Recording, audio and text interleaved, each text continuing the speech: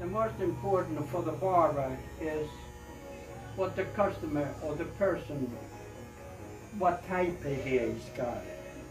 And in the meantime, what direction he grows. But first, you got to listen to what he wants.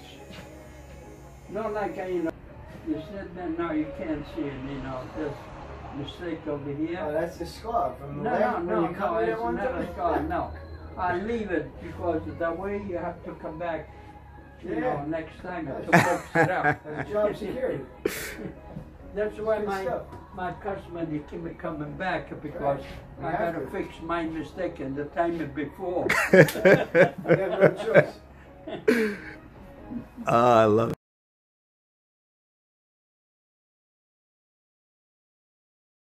No problem. I shall transform your hair, create a masterpiece. I am an artiste with a pair of scissors. My new cuts got him talking at the barbershop. Fresh from the barbershop, flop in the beauty salon. My new cuts got him talking at the barbershop. I got a show where you can listen and view. My new cuts got him talking at the barbershop. Bringing barbers and stylists together with the ScissorSalute. My new cuts got him talking at the barbershop. One cut, two cut, three cut, four. Nails done, hair done, everything did. Nails done, hair done, everything did. Oh, you fancy? Spending hours in salons on your hairstyle. For the Lord protects his barbers and he makes the stubble grow. Scissor! Salute! Salute!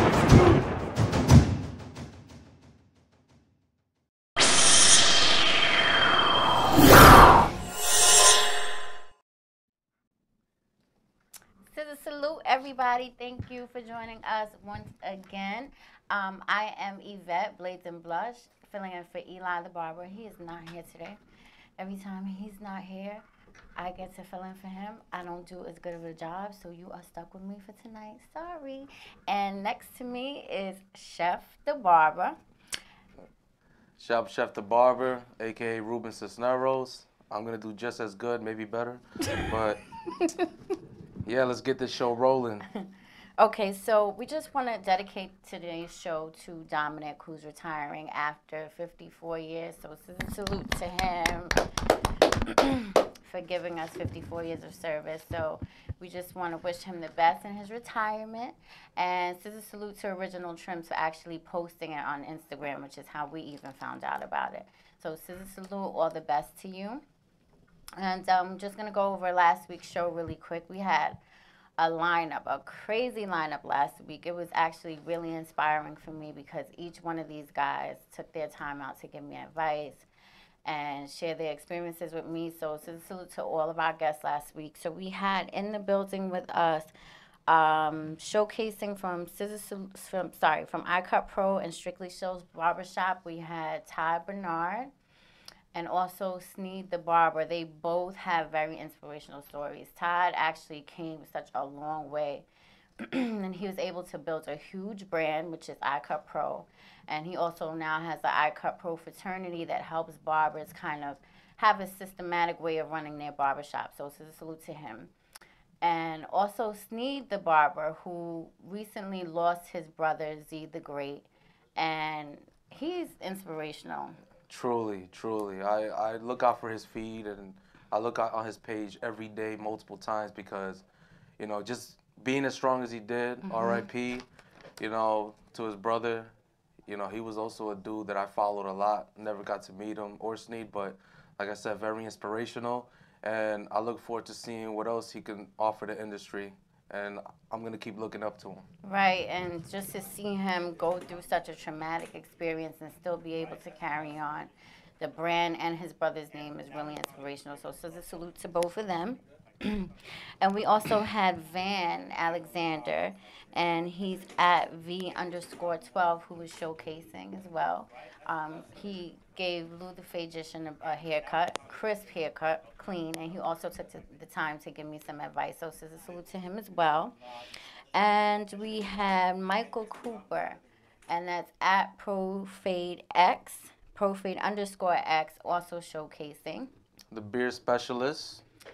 And we also had John Carlos de la Cruz in the building, who also had a very inspirational story. He started out It didn't actually go the way he planned for it to go, but He's now the one that came from Rhode Island, right? Rhode Island, right? I love that story, man. Yeah, Salute to you, yeah, brother. salute to him. So now he's actually an educator. He's making wigs, doing all kinds of things that he didn't plan on doing initially, but he ended up doing, and he's really doing really well in LA, running a successful business out there. So salute to him. And we also had his friend in the building as well. She was a makeup artist. She was also really talented. We always get talented people in the building. So this week we have from Maestro's Barbershop, located in Selden, New York. Yeah, this week's showcasing is going to be Brendan Ebbets, Instagram, BM_Ebbets, EBBITTS. And from Savannah Salon, located in St. James, New York, we have Lisa Mayo. Her Instagram is Lisa_created2create. I love that. Yeah. I love that. And in the studio guest today, yours truly, I am the owner and operator and barber of Sharp Image Barbershop, located on 36 Main Street, Versailles, Connecticut. Yeah, I had to, pat myself on the shoulder with that one. No, just playing around. And today we're going to be talking with my wife, actually. We have a segment, Rosa Cisneros. We're going to be talking about how we coped with pretty much our personal life from the beginning to the middle to even now in this industry. We're going to talk about, because I know it can be hard, working a lot of jobs or, with kids and a lot of responsibilities. So I want to just share my story on how we dealt with it and how sometimes we didn't have a good support system outside. So how we dealt with it, and how it actually made us stronger. So if anybody out there is going through the same thing, you're going to want to hear this. It's going to be simple, but it's going to be pretty deep because it made me stronger as a husband and man, and it made her stronger as my wife, my main supporter. So, yeah. That's important, especially going through this process, because starting out, it's not easy. You have to make sacrifices. You have to make time. You might have to work more than one job, or you may have to, cut back on certain things. Might have to cut off the cable. Netflix.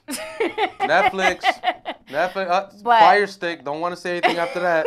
All I gotta say is, yeah, you're right. You have to compromise a lot, especially because once you're in this industry, time consuming. It's a lot of time consumption. Away from each other. Sometimes you just might feel like, wow, like for example, he doesn't do the things he used to do.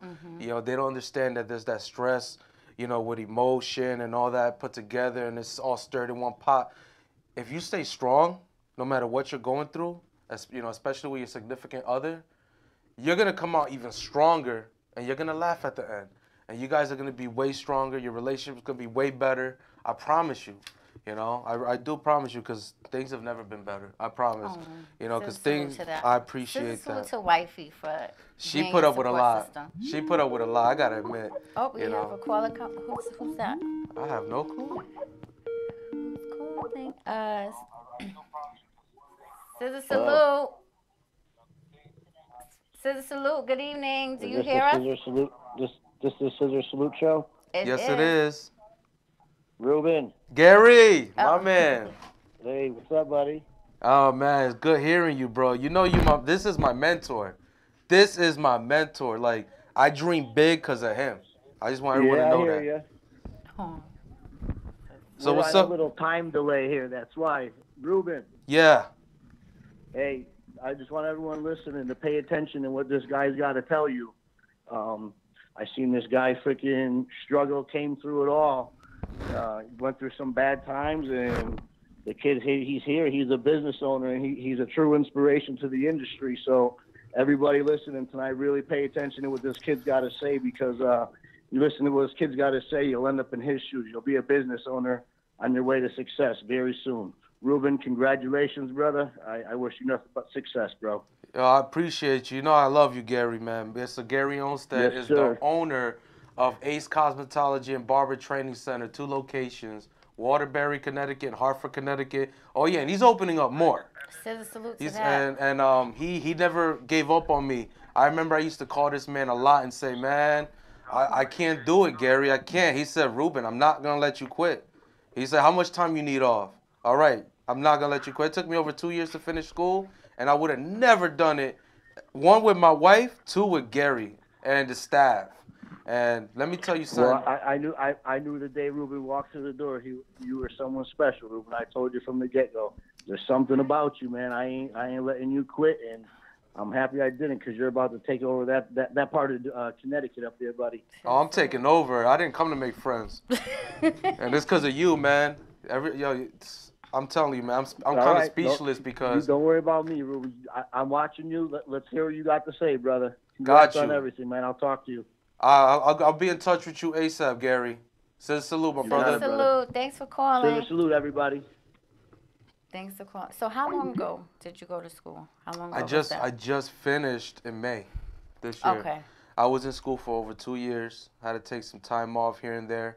You know, my wife, she personal things. She had to go through surgeries. She had to, you know, she did bear my children.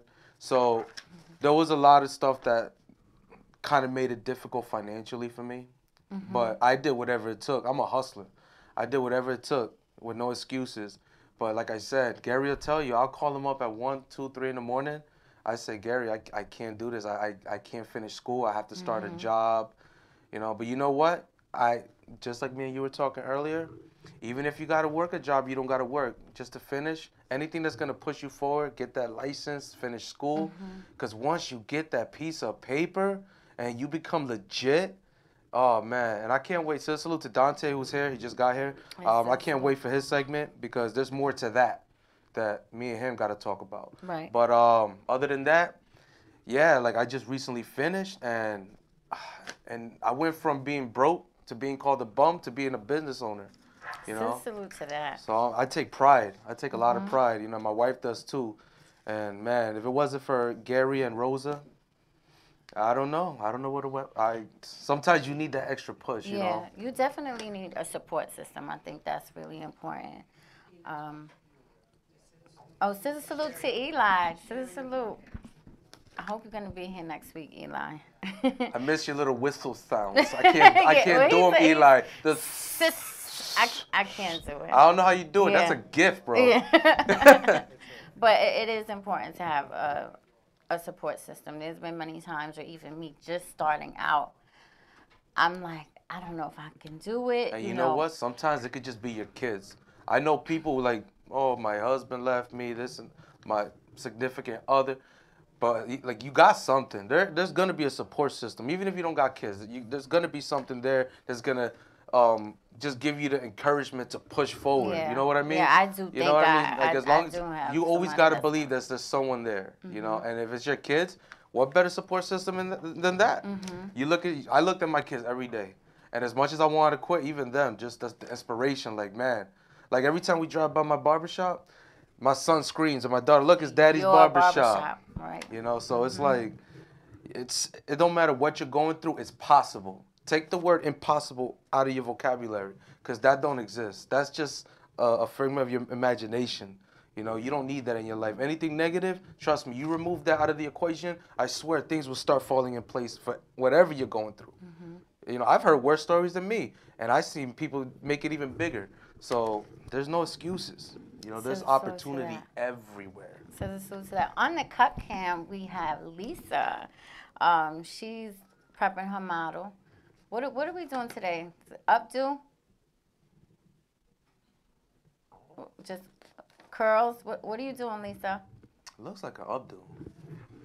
And some curls. Curls. Maybe a combination of color. Both. Yeah, we can hear you. We can hear you. I love that blue. Yeah, that blue. That blue is nice. Fire.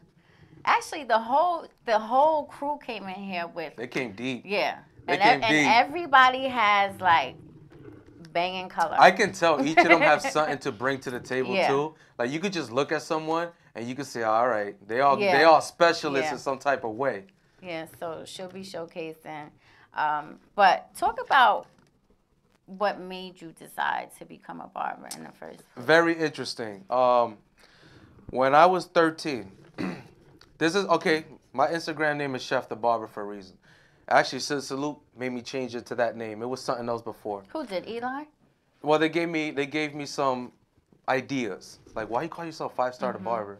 So the whole chef thing came because I started cooking and cutting hair at the same time at a young age. Okay. And every job I had ever, you know, between then and now, I always went back to cutting hair.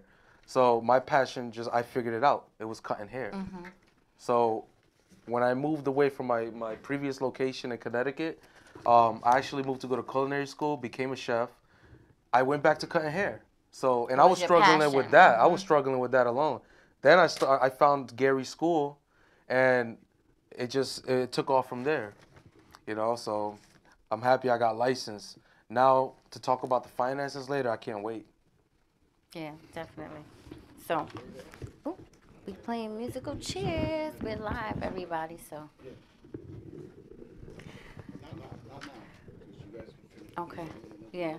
Yeah, so we definitely need to discuss the finances with Dante, because that was like scary for me, because I've worked corporate for 17 years. So for me to make that shift mentally was hard, because I'm used to a paycheck every 2 weeks. Me too. I'm used to, benefits. I was under a corporate chef. I was a corporate chef for a lot of retirement homes and stuff. So I hear you. Sometimes you depend on that check, but the reason I chose culinary school before cosmetology was because the first thing I thought of was like, what are you gonna do when I retire? What am I gonna do when I retire? How do I retire as a barber? You know, what benefits can I get? So that's why I kind of leaned towards the whole chef thing. Working as a chef, because I was getting paid corporate money. But like at the end of the day, my passion kept calling me. Right. You know, so then hearing about the whole petition with Dante, that's on another level. And I hope a lot of barbers, sign that petition, and I hope they get up on that, because it's gonna help them with retirement and saving money and legitimizing themselves even more. Right. So professionalizing the union. Yeah. Pretty much, yeah. I did a lot of research behind it. I did the reading. Every barber. I don't know why every single barber stylist is not on this right now. Yes, so to that, but definitely. Do you think that's the reason why more people aren't like drawn? It's one of the biggest. It's one of the biggest factors. Excuses and factors. Like, other than I can't go to school, to legitimize themselves and get licensed. It's also the Where's my retirement? Retirement benefits, plans. How am I gonna take care of my family? And I can't answer that. Like I was doing research, work, talking to banks about it, So, but yeah, like that's one of the main reasons why I see a lot of people get scared away from the industry. Like now they look at it, instead of making it professional, they look at barbering or styling hair or doing makeup as a hobby. A hustle. A hustle. It's and that's what I hear. They're like, when I tell them I'm a barber, they go, "You cut hair?" That's the difference between barbers and just hair hustler people who have barbering as a job on the side, or they don't do it, or they don't have set hours or anything like that. They just walk in, come and go as they please, not really there to build a clientele. And you see those are the kinds of guys who jump from shop to shop to shop to shop to shop. The ones who successfully put in the work and want to succeed at where they're at. You see them consistently in barbershops. Yeah. All over this. You got Strong Island Styles. You got everybody from out there to out here.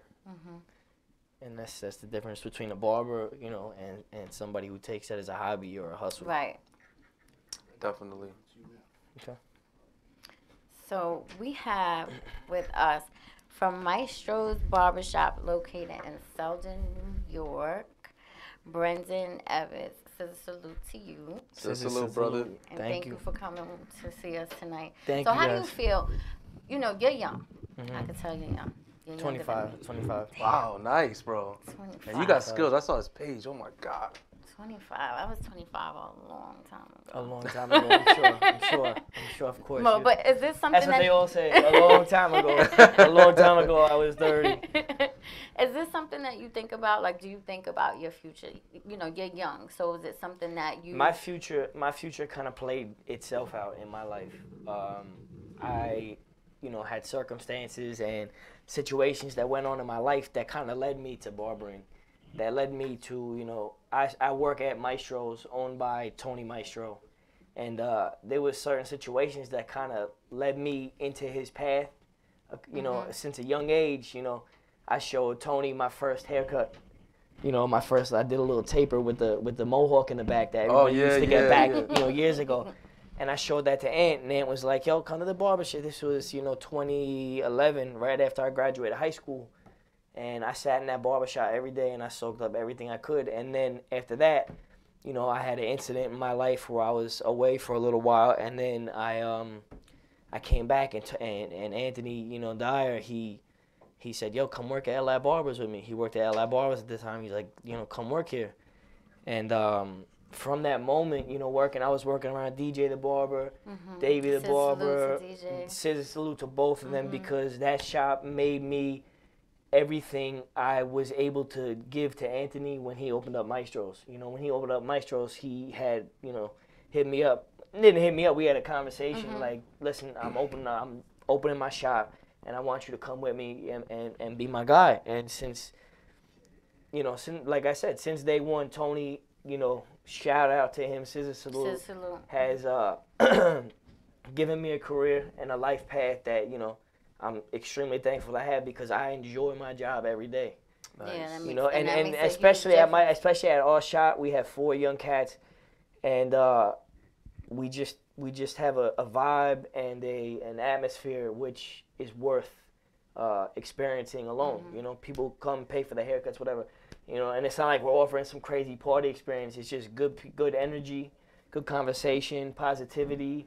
You know, and you have a brand, because Maestro's rings bells. Well, we have a T-shirt line that I was gonna bring tonight. Maybe have my little sister wear it or something. But it's a shirt, and you know, Eminem wears the Detroit verse everybody shirts. We got the Maestro's verse everybody T-shirts. That's so when we go around and cut at certain places, we wear that, and people are like, oh, what's Maestro's verse everybody? It's like, it's our barbershop, and it's just basically our statement that, you know, in the industry, like what they showed me at L.I. Barbers is that, like, when I got there, I was fresh. I hadn't cut in months. And at L.I., I remember Davey and I remember DJ telling me, yo, you're about to get thrown in here with sharks. Like, you're not working at a barbershop where people are going to sit there and let you eat. Like, you have to go after and get it. You want to learn, you want to get better, you gotta hustle and you gotta grind to improve yourself. And I improved, you know, my skills throughout looking at DJ's haircuts and saying, man, I want to do that. Or, you know, and then there was always Tony. Tony, like, I look at him like kind of like, you know, I'm like his protege, I guess you could say, because he always, you know, told me, and like he was always like, yo, listen to other barbers, what they have to say, you know, learn from these other barbers. And, you know, you gotta take that criticism. You take everybody's like style, I guess. That's what I took from L.I. Barbers, and I kind of said, let me be as versatile as I can with all these different methods that I know, and bring that to Maestro's and see what that does. And since we've done that, like me and Anthony, like I really don't know too good. We put in work when we cut. You know, we really put our hearts into our work. You know, nobody gets shorted there. Everybody gets, you know, the best treatment possible, and that's what it's about. Like I said, that's what it's about. Like I said, I'm just blessed that, you know, there's some cuts there.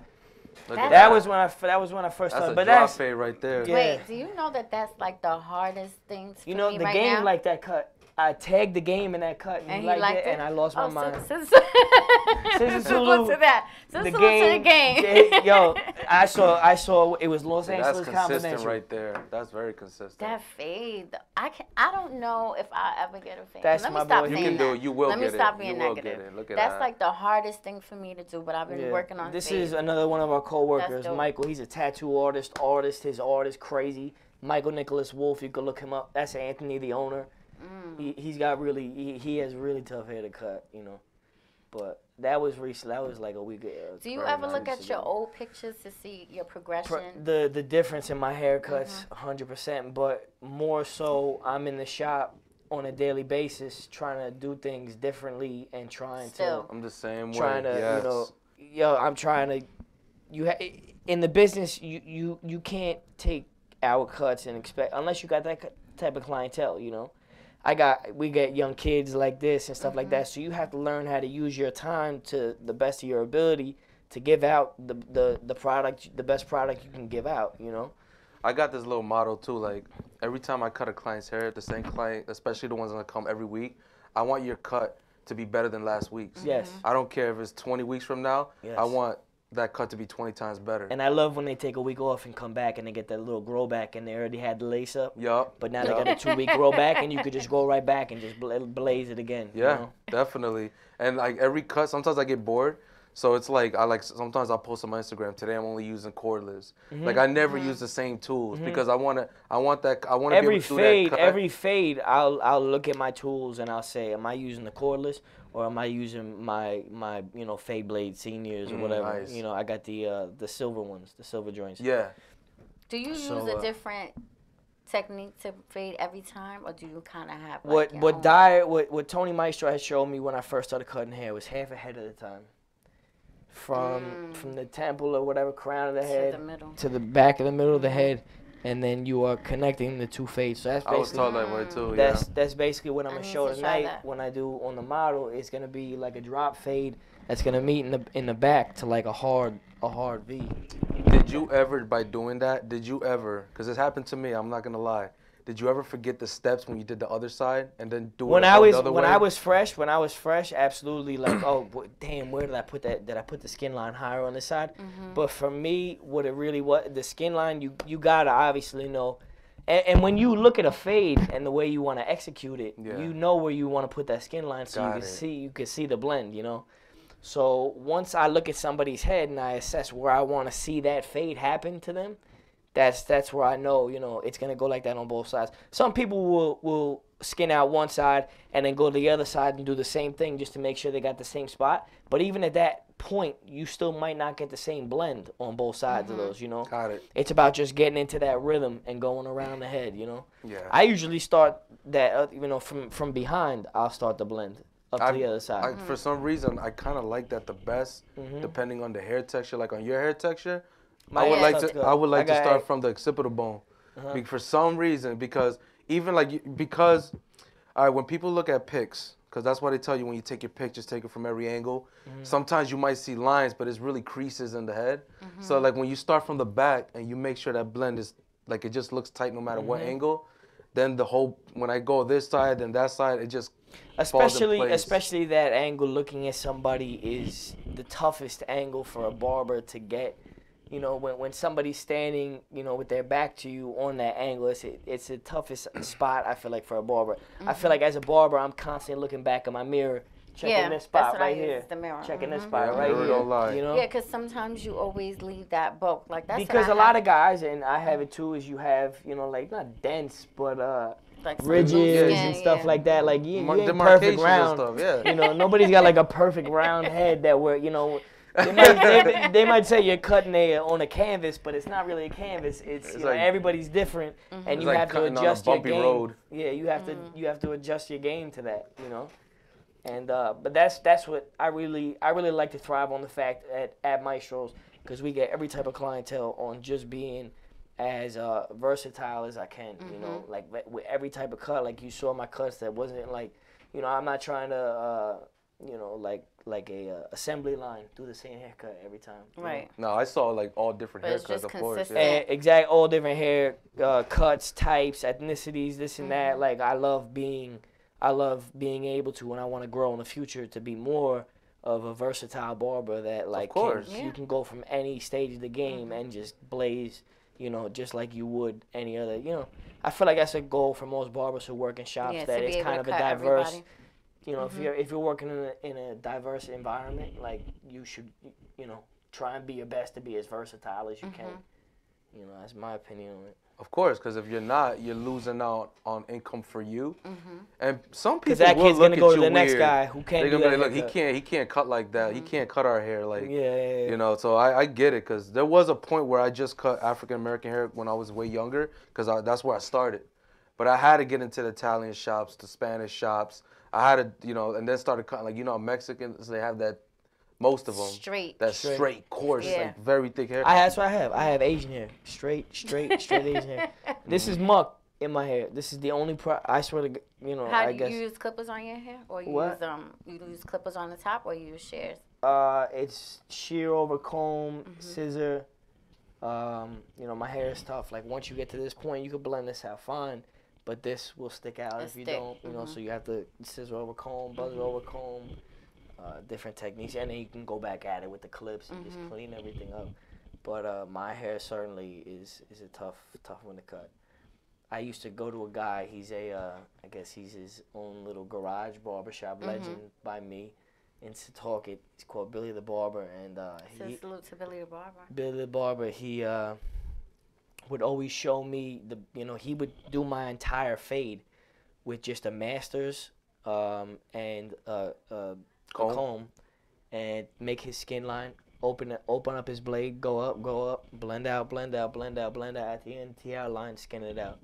I know, like, barber and that's like so that. easy though. And it's so what you see in a lot of shops is so monotonous. It's skin line 1, 2, 3, 4, 5. It's okay, I'm gonna blend down, I'm gonna blend up. Like there's some people who could just grab a clipper and a comb and just give you a skin fade and throw some lines on it. Yeah. And it looks like any other barber did it, And I respect that. I always respected people who were good with the shears. My mother was a hairstylist. My little sister is. I like to try and learn as many different techniques with shears as I can and be as good as I can with my shears, because I think that's a part of the game when you blend those two worlds, like what my girl Lisa does and or her comrades at Savannah Salon. Like I like being able to try and kind of blend their techniques and the point cutting and all that different stuff. Barber, right? With those certain types of haircuts, you see Mike's Custom Cuts doing that a lot, like heavy with the texture. I try not to go as heavy with the texture, but I definitely use it to it makes the fade pop, Definitely makes the fade pop. What about the Maestro's products? That's what you guys use. No, in the shop, we're separate from Maestro's beer butter. Okay, and stuff. okay, you're separate from them. Okay. Maestro's beer butter is, they support, they sponsor other. Okay. We have their product in stores. I wouldn't. I know Eli has met with the owner of my shop, Tony, with Tony Maestro, tons of times. About trying to get the right products, and then we're just trying to see. We're still fairly new shop, a year, maybe in a few months, and we're trying to see which of our products, sell the best, and what people are really looking for. Yeah. The beard oils we just brought in and stuff. Right now we've been rocking with muck. We've been rocking with muck. With a lot of the hairstyles on top. I use muck in my hair too. It's my favorite product. Yeah, right I like it. There's some other stuff that I saw called blend that was actually pretty cool. It was a powder. Oh yeah, those powders.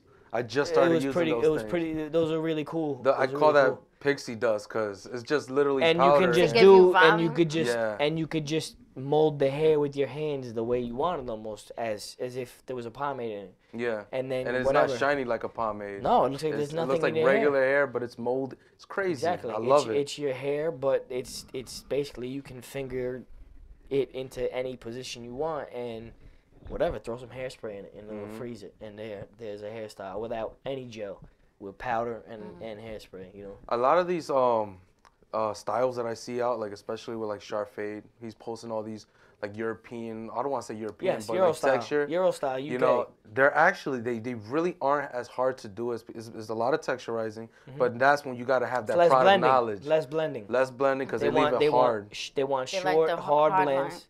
They want short, hard blends and choppy tops. I've seen, and when I started doing it in one of my clients bugged because he saw me doing it to his hair, but I've seen this guy Josh LaMonica on Instagram. He's from the UK. He just straight up takes his scissors and starts cutting in between, right? And I do that and then a you lot. mess that up, and it looks crazy. And people are like, "What'd you just do to my?" And they're like, "Whoa!"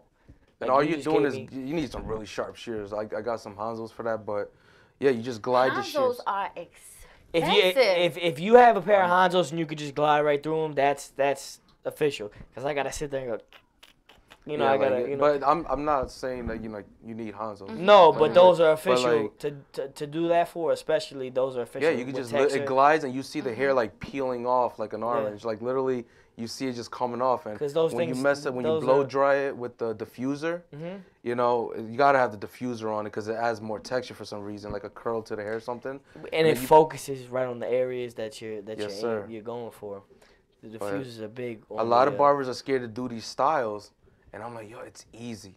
It's easier than doing a drop fade. You just gotta you gotta watch what you're doing. You gotta be, with those sharp shears, you gotta be careful, because I got nicks all over. Oh, of course. Everybody got them on the I don't even I think got this myself knuckle good exists right anymore. here once. I got myself a few, any stylist, anybody who uses shears. I know they say don't cut I use past the gloves second. now. I use gloves now, and the thing is with the gloves is that I'll be cutting the gloves open. Yeah, me too. So that's fine. Because I'd rather you can't cut, feel it, right? Because I'd rather cut the glove all day And than be not cutting cut my yourself. fingers. So it's fine if I'm cutting the gloves open, but I'm not trying to cut myself no more with them scissors. Sometimes I gotta go sanitize, clean up, big patch on my arm. Yeah. And it's like, I don't there want you to go. cut like this, man. Do you think that they're scared, or do you think they feel like, I'm a barber, I'm not a hairstylist, I'm not trying to come in here and give you a hairstyle, I'm just gonna cut your hair? Here's the thing. Okay, when I say the word scared, I probably use it a little too loosely. Maybe uncomfortable, but like these days, what we're talking about right now, these styles is now where barbering meets cosmetology. So you know what? It's better that you know how to do hair because you have better product knowledge. Most barbers don't have product knowledge. No. Most. They Gel. don't teach that. Like all they want to Yeah. do is use gel. Go to the 99-cent store, use gel. I've seen it. I've seen top barbers do it. But if you go to my shop, I got some muck. I got some homemade pomades made in Connecticut that it's called Papi Chulo style. He makes it in his house. He got it. ScissorSalute Papi Chulo style. Simple Man. They got some nice creams and pomades and then when you find out, you just gotta dib and dab. So I tested on my own hair when it's longer. Obviously. And all textures are different. So yeah, you put something in somebody's hair and it might not work. It might not work. You know. And then you gotta know how to use it. Like when people use, for instance, a pomade, especially not the cream pomade, but like a waxy clear one. You don't. You use just a little bit goes, and you melt it in your hand. That's what people at home I feel like aren't doing. I'm telling them rub it on your hands and put it in your hair like shampoo. Yeah, as you would you gotta really work it in. If you are to put it in as shampoo, you can mess your hair up and then literally just. But people come back and they're like, I'm like, you use a lot. First of all, that stuff is expensive. Like 15, so you use a 20 little bucks. bit. You take a and finger of that and rub it in your hand. If that's not much, use half of that. Yeah. But don't just take 3 fingers worth, put it like it's some cheap LA gel. Yeah.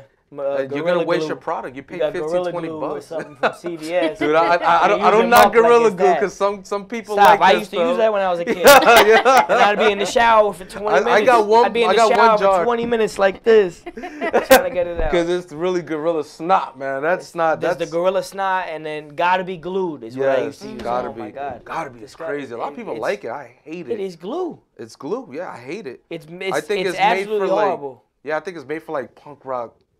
Like spikes Liberty and Spikes, stuff. Liberty I don't think it should be on any other style. Nah, I don't think it should be in barbershops. That should be in a hardware store. Yeah. Do you do color in the shop? No, I don't do color. I don't do color in the shop. She's came to the shop and done color sometimes. I've messed around with my boy. One of the photos you guys saw he had the cross on the back. Oh, that was dope. I had actually colored the top of his hair. She kind of ran me through it, bleaching the top of his hair, and then we did. And then we did like a silver blue on the actual top of it, and then I skin faded into it. So I've dabbled and stuff like that with the color, and I would absolutely love to get into it because I feel like that, there's obviously so many things in the industry that are taking it to the next level, but that right there, trends always change. Yeah. That right there for me is like a real cool because you can really use your creativity. You can really make it like you can make like you see these guys. You ever see Hair God Zito? Oh yeah. Yup. Like the colors he does on people's It's crazy. Now you do that and the fades that we're able to do, and it's like holy cow. Yeah, once you intertwine that, you know how many times I turned a $25 cut to a $90, $100, $150 service in one seating? Absolutely. Let's take a look at what Lisa's doing. Lisa, can you turn her around? Oh. That's nice. That's so pretty. She's going to prom now. She's talented. Yeah, I see. they make art with this That's stuff. beautiful. I try to get into that. It's really difficult. Yeah, that is so beautiful. Okay. Now she had, those are just pin curls, right, Lisa? Okay. Yeah, I know, I mean, you know, a little bit. I have a little bit of hair, so I know something about it. Yeah. Yeah, before we let you go, my bro, can you please tell the people all your info, how they can contact you, and if you want to leave any last words? All right. Well, like I said, my name is Brennan Ebbets. Hopefully, I said a few things tonight that some people heard and related to or whatever. You can find me at BM_Ebbets, EBB. Yeah, I like the way you said it. EBB Double T. That just came, that was bro. official. Yeah, that's nobody's from battle ever rap. done that. Nobody's That's ever from battle rap. That's from battle rap. Nobody's ever done that, and I'm gonna use that from now on. And I appreciate it. And no doubt, bro. I just want to say thank you guys so much. I appreciate you guys for having me on here to the fullest. This is, coming from, the small beginnings that I had to this is a blessing, and the fact that I'm able to do here, it's a blessing. And I thank you guys for being here. How do we book you? How do you book me? Yeah, you could book me through my Instagram. Okay, so just DM you. Okay, that's we what's up. don't hear do that? apps. Okay. You could DM BM_EBBITTS. There you go. First take. Look at that. You can take that. So, scissor salute to you guys. Scissor salute, my brother. And thank you guys so much. Thank you for coming. Thanks, man. Thank you. All right. Take it easy. You too, my brother. So, Chef, Thank you. oh, wifey is coming to join us. Oh, wait. Yeah, hello. Oh. Okay, we're playing musical chairs. Sorry, guys. It's a live show. Okay. Here you go, Rosa Cisneros. Underscore. I couldn't say everyone again. Okay. What? Oh, there? Oh, here. Okay. Oh, no. Wait, I thought you want her in the middle. No. You're a weirdo. Wifey in the middle. Oh. Sorry, guys. This is the intermission. We need commercials. They can hear it.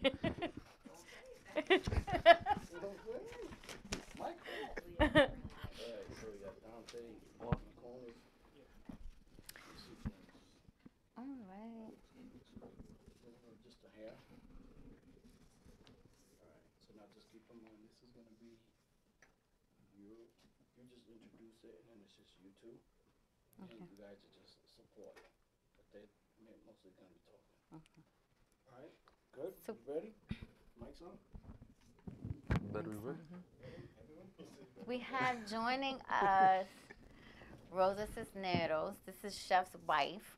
His support system, his backbone through this entire process. This is a salute to her, but she's just going to join us and talk about what the experience has been like from the beginning, the middle, to the end, where now he's, has his own barbershop. That's like the ultimate goal, is to run your own business. So how was that? How was the beginning? All right. So before I start, I would like to clarify. This is a. I'm not gonna fabricate anything. I want people to hear this story just because I want you to be aware that there's no excuses. And the reason I say that is because I used to be full of them. When I first decided to go to cosmetology school at Ace Cosmetology and Barber Training Center in Waterbury, Connecticut. ScissorSalute, Gary, I know you watch it, brother. ScissorSalute. He was the only reason I chose that school was because he was the most flexible one out there. I called like 13 schools, and then he's part of this story. I told my wife from the beginning, because I just finished culinary school, and she thought that's what I was gonna do, just be a chef. And I just wanted to cut hair. Like every time from the age of 13, I'm gonna be 32 this month. Every job I had, I went back to cut hair. It don't matter what I did. Worked at KFC, cut hair. Lowe's, cut hair. Chef, cut hair. Still a chef, but my main thing, I love cutting hair. I love the hair industry.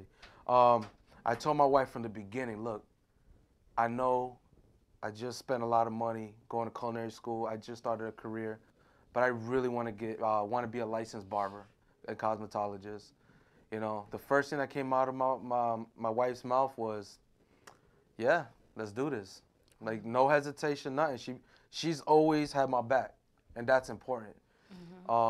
Especially when you're in a relationship. Even if you're not, you just have to have each other's backs, you know.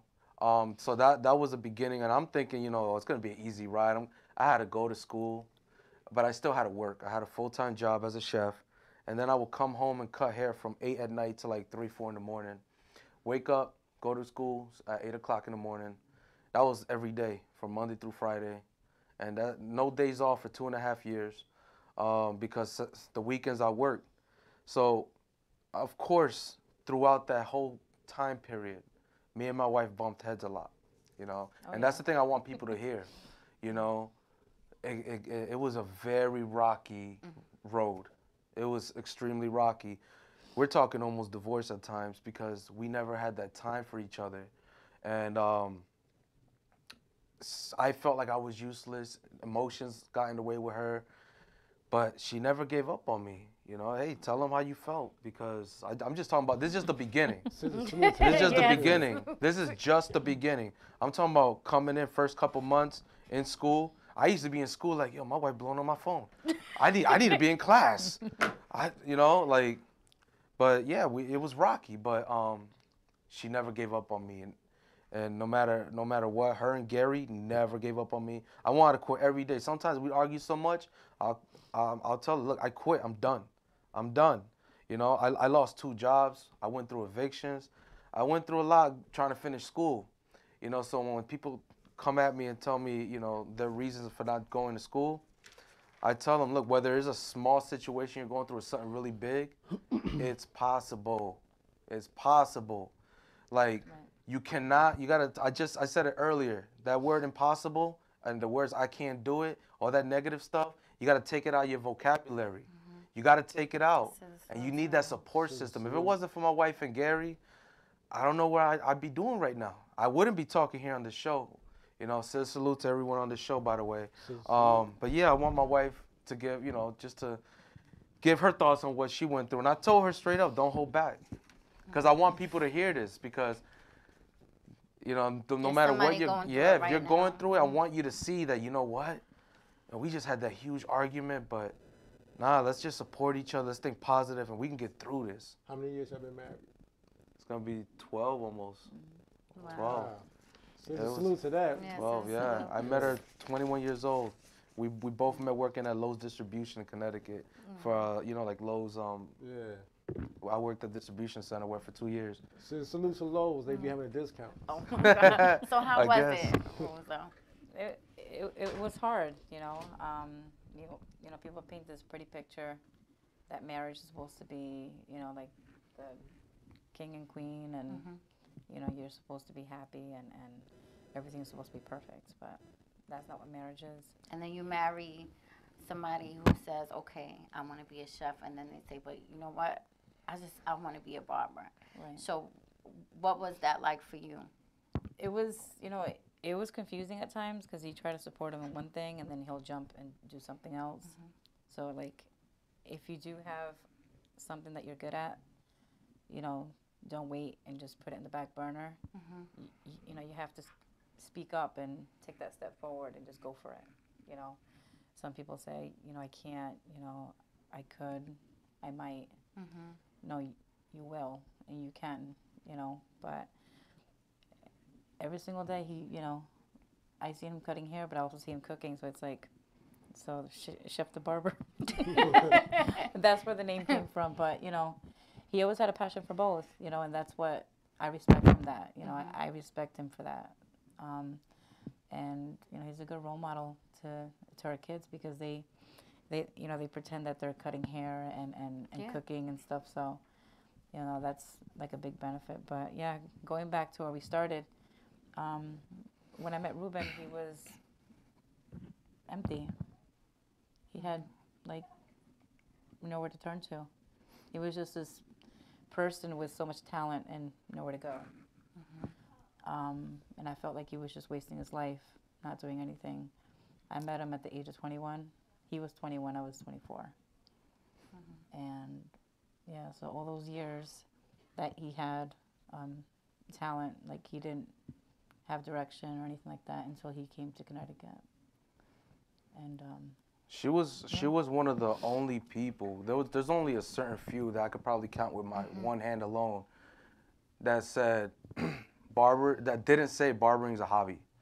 You know, so that's what kind of always discouraged me from doing it, because I just believed in my head it's a hobby. You know, it's not a real job. You know, but she was one of those people that she is one of those people that just pushed me. You know, that just refused to let me give up. No matter, every time we went through the worst, like let's say for example an eviction, she was the only person that would look at me and say, "It's gonna be okay. We got this." You know, we always found a way. You know, so that's what helped me in the beginning. But of course, it gets harder in the middle, because now you're really deep into some stuff. I'm already deep into school. I'm already. I called Gary every day. I said, "Gary, I can't do this no more," and he refused to let me quit. Refused, like he would not. He said, "How much time you need off?" I said, "I don't know, a month, 2 months. I need to work. I need to do something. I need to provide for my family, you know." Because see, one thing about us, I raised her 2 kids. They're my kids. You know, I raised a teenager to be a grown. He's in college now. my oldest is 19. I raised her daughter. She's 13. I cannot. This is like so emotional. No, but then the doctor said to us, we cannot have kids. They told me, they looked me dead in my face and said, you cannot have children. And my wife at the time only had 1 ovary. So they said, look. So ever since, like, that kind of played a role into me not giving up either, because we ended up having 3 children back to back to back. 5 years. 5 years into the marriage. So like, but stuff like that caused her, like, I'm the money maker. I gotta be that bread supplier, you know. So that was hard, having to take on the bills. Able to work. And she would feel bad, and I would hate to see her feel bad, because, first of all, whether she was pregnant or just had the baby, or she had to go through surgeries, you know, last couple years, I don't want her to feel like it's her fault.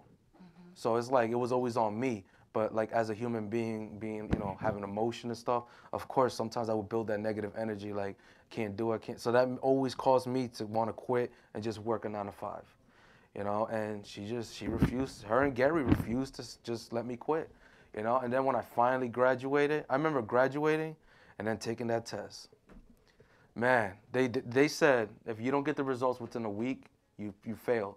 It took a month and a half for me to get my results. And I'm over here like, yo, I failed, man. It was a hard test in Connecticut. They don't play. If you guys thought it was easy, whoever's out there watching, kudos to you. Kudos. Salute to you. Because I remember going in there thinking I knew it all. I looked, the first 3 pages, I skipped. I'm like, I'm going to fail this. Now, is that the cosmetology part? Because the state board, at least in New York, is practical. No, we don't get a practical in Connecticut, so we're lucky. We get 120 something questions, I think, on the written exam. But the only difference between cosmetology and barbering in Connecticut is the barbering, you just need 1,000 hours. For cosmetology, as long as you do your 1,500, you get your dual license. Okay. So you get both because you took a barbering course within there, you know. And Ace Cosmetology got one of the best around. Yeah, so I passed. I find out I passed a month later. That was a relief. She called me. She called me and said, "Look, I was at work I was working for Hartford Healthcare as a chef, and she calls me and goes, 'Look, can you sit down?' And I'm like, 'Wait, what you mean?' Because I was busy. I was ready to serve people, and she was like, 'You didn't pass.' Yo, my heart sunk. My heart sunk. I can't believe she played that joke on me. Hold on, what's the April Fool's? No, it wasn't. Because she knew how stressed I was, you know? So it's like, and I was done with school, so that was a good thing. So I had more time to actually spend with my family, and it was just the results getting me nervous. But then when I found out I passed, like I remember at work I was crying, and my bosses are looking at me like, "What's wrong?" I'm about to give my 2 weeks notice. Like, what you mean? I'm like. So you quit right away? I give them like a month. I was fair because they were good to me, but I ended up moving back 58 to 60 miles from where I was from Waterbury. So I went to Waterbury to Norwich, Connecticut. That's where we met. That before I moved down and got my license, we lived near Norwich, Connecticut. That's a sacrifice that we did. We had to move. We moved back, but It was kind of because we were forced to, because that's when they finalized the eviction and stuff. And No, from the beginning when we moved to. no, that's what I'm saying. The beginning we came from there, but we had to move back. It was our only option. I ended up working at a salon. I learned a lot there. I love the ladies that worked there, but I just felt like she kept telling me, "Yo, open your own shop, open your own shop," and I'm like, "How?" Like, so I took every little penny I had and I did, and it was the best thing I could have done.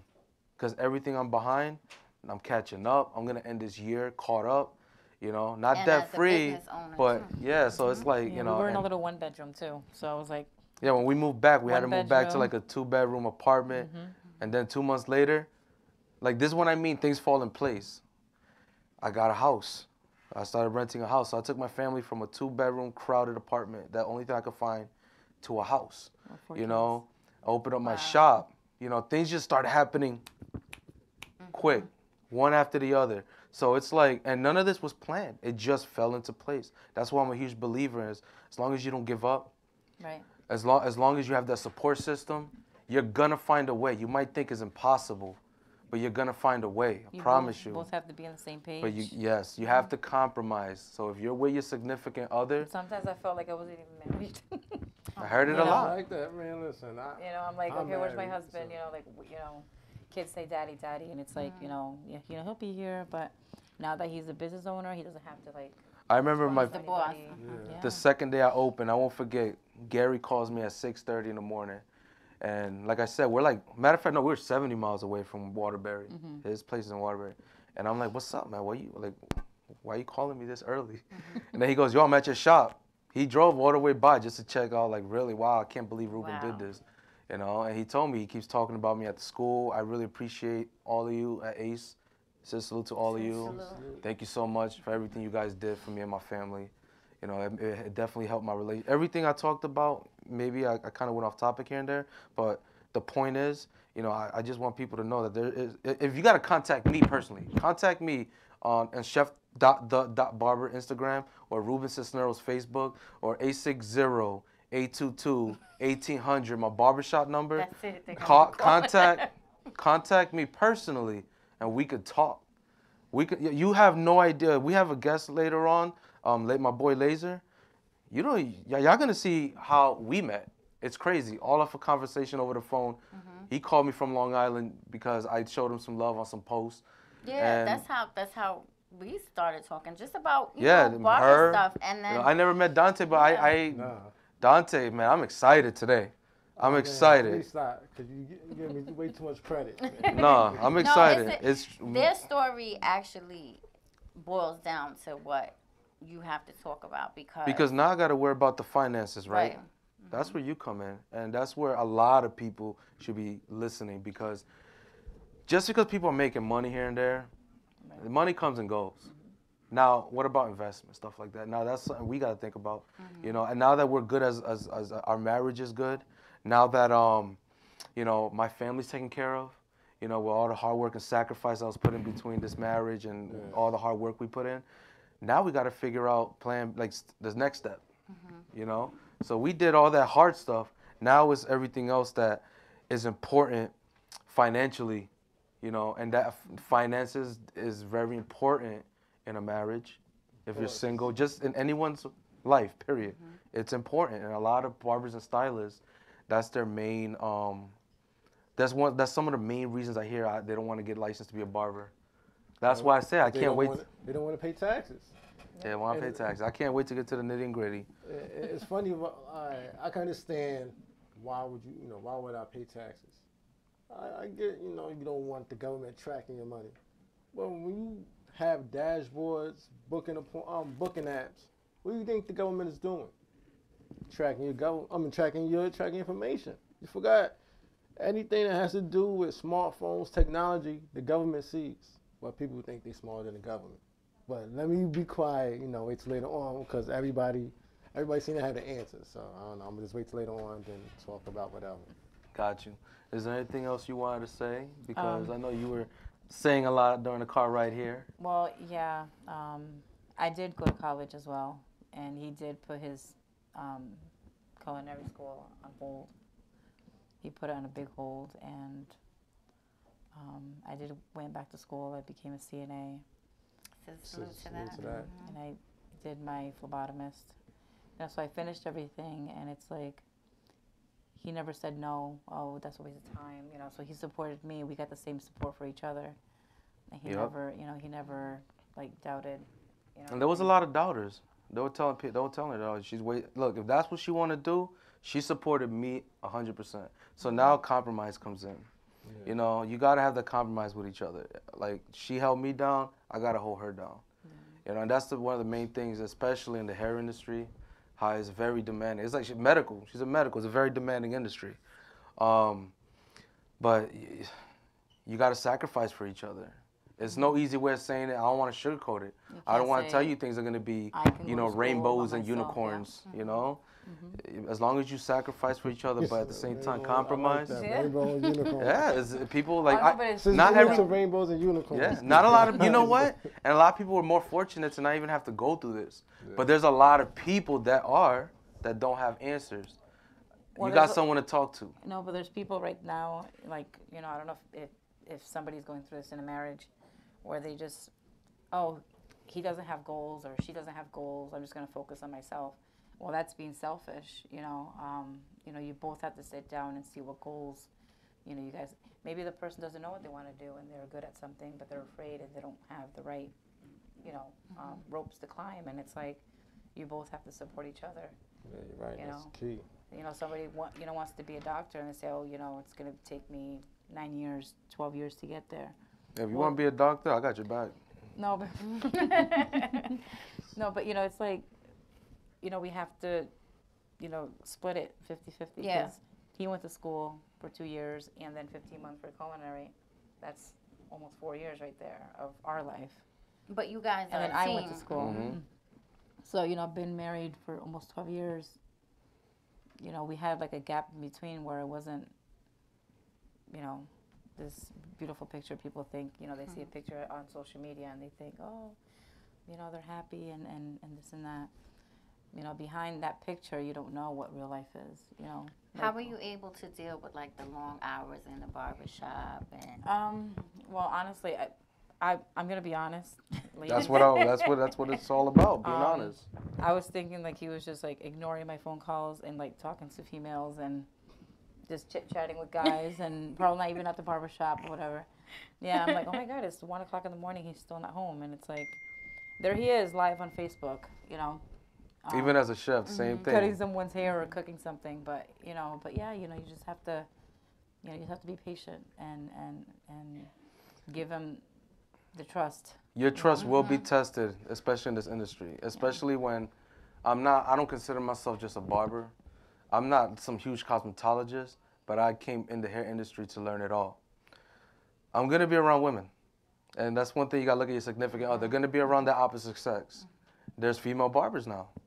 There always have been, but there are more now. And she's an aspiring female barber.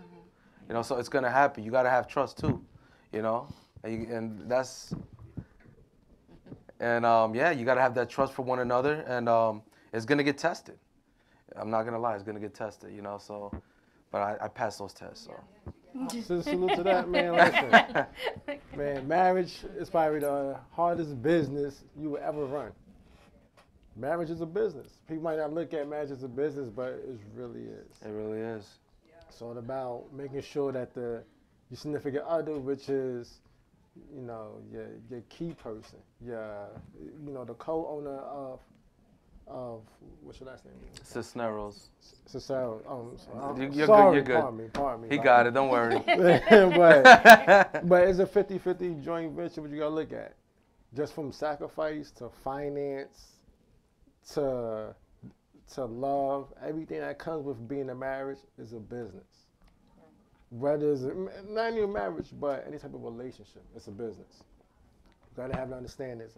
I'm not gonna sit here and say, oh, I'm Steve Harvey, anything like that. No, I'm not gonna sit here just like y'all. I go through ups and downs, especially in this industry. Even though I'm not even a barber, but the fact that I be out late, I be on the road, so I know exactly what you're going through.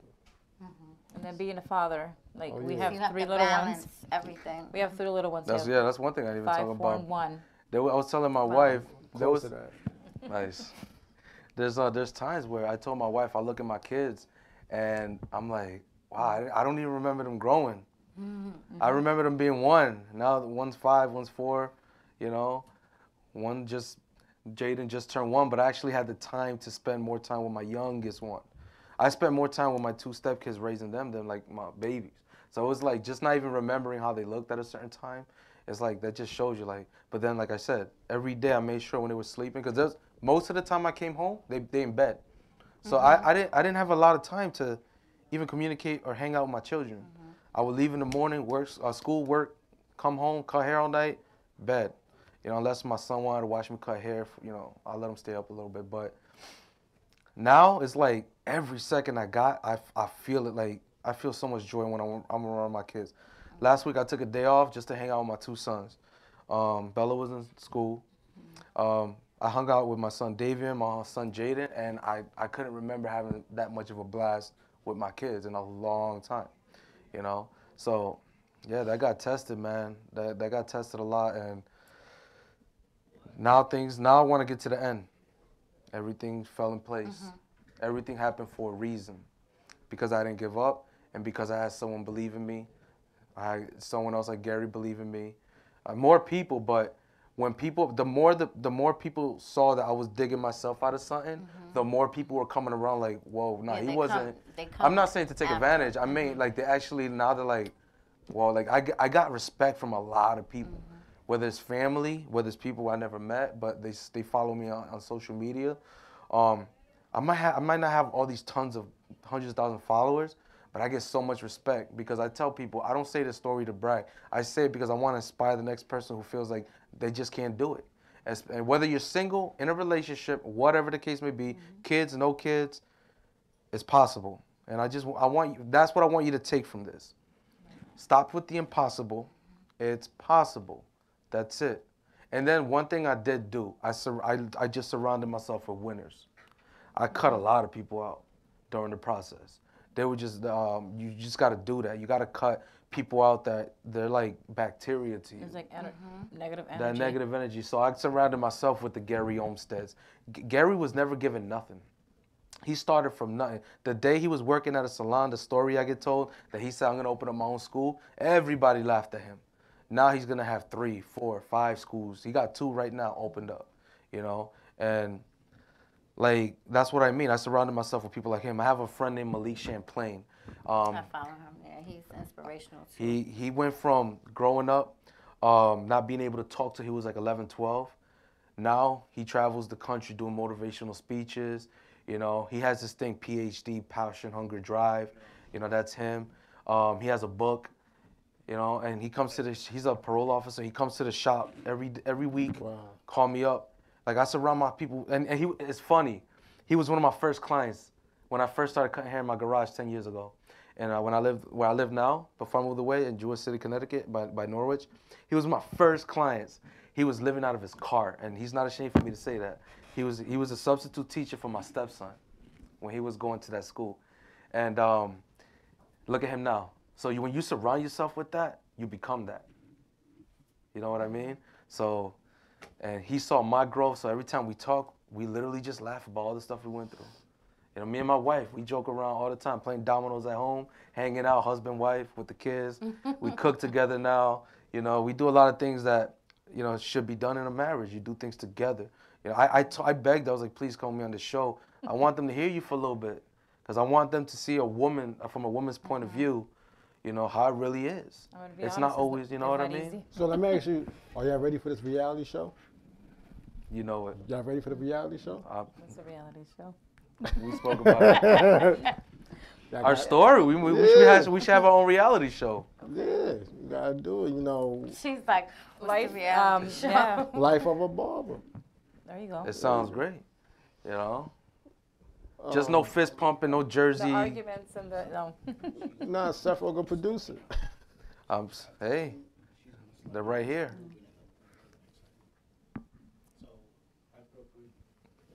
So is there anything, baby, my wife, Mrs. Cisneros, that you would like to say to people, you know, before I end this segment? Patience. That's a good name. You gonna make me change my name 3 times? now? Have a lot of patience. With your significant other.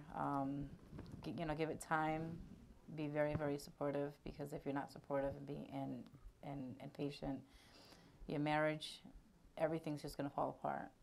And in the long run, you have to remember, if you do have children, your children are gonna follow and suffer the consequences of whatever happens between your marriage and your future.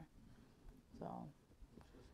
And your Instagram or your Facebook, and how can the wives of barbers reach out to you for advice? Oh, that's a new reality show right there. There you go. Wives of barbers. Oh. Say that right? Oh, wait. Don't try to trademark it, Seth. She don't know her Instagram by heart, so Sincera_4, the number, and ever. So SINCERA_4 ever. That's her. You could DM her for any questions. Feel free to bash me. I don't care. You know what I mean? That's the key, but she don't know her Instagram. Feel free. Her Facebook, Rosa Cisneros. Yeah, that's it. ScissorSalute to you. ScissorSalute, man. And fellas, you already got my Instagram. Y'all want to talk about some things, so I can help you, like, motivate you to finish school if you and feel. Keep your wife. Keep your wife. And keep my wife. Trust me, that's hard. I know, but I'm just, y'all know where to find me. Thank You you. want a little kiss? Aww. Where the camera at? Where the camera shot at? Kiss cam, yeah. Yo, LA, what up with that? Come on. On the cut cam, Brendan is, that color is Love you. fire. Who does everybody's color? I'll do everyone's color. Oh, you just have a color party? Yeah. Okay. Color party. Color Mondays. Okay. Okay, joining us. Come have a seat. From Savannah Salon, located in St. James, New York, we have the lovely Lisa Mayo. ScissorSalute. ScissorSalute. Thank you for joining us. Thank you for having me. Take us to how you started cutting hair. How I started cutting hair. Or styling hair, because Yeah. you're a stylist and now you're Right. an apprentice. And So back in high school, I started in cosmetology, and I kind of I wasn't really into school. I was kind of like the rebellious kid, and my mom said, "You're not doing cosmetology," and I was determined to get in the class. So I started in 11th grade, and I kind of just had a natural talent. My hands, I loved upstyling. I did state competitions, and I just really put in all that energy that I didn't really have for the typical classes in high school into that. So 7 hours a day I'd spend in the classroom. My teacher was tough on me if I was late. She was, strict with me.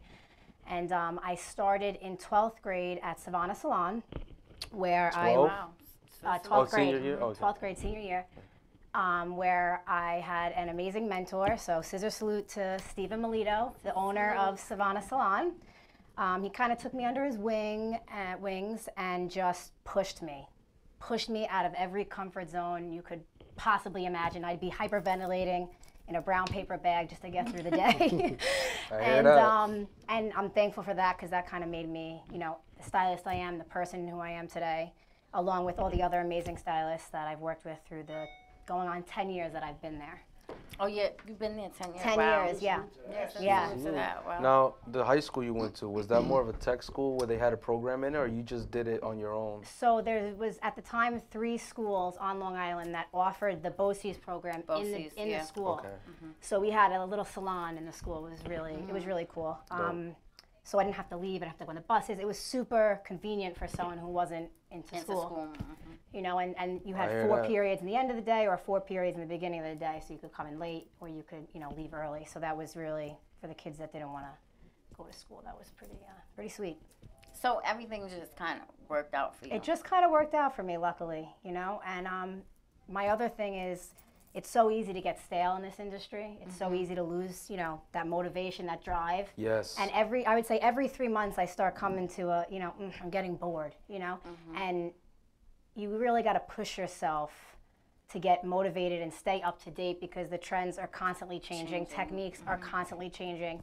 And, you know, sometimes I admit I lose it for a little bit, you know, and then I realize, you know, you got to kick it into gear. So I'll go to a class or I'll watch some videos or browse on Instagram. You can learn so much. So that's super important. Yeah. I looked at your Instagram and your color is like. Whoa, that's you? Yeah. Wow. How do you do that? So most of the time I just zone out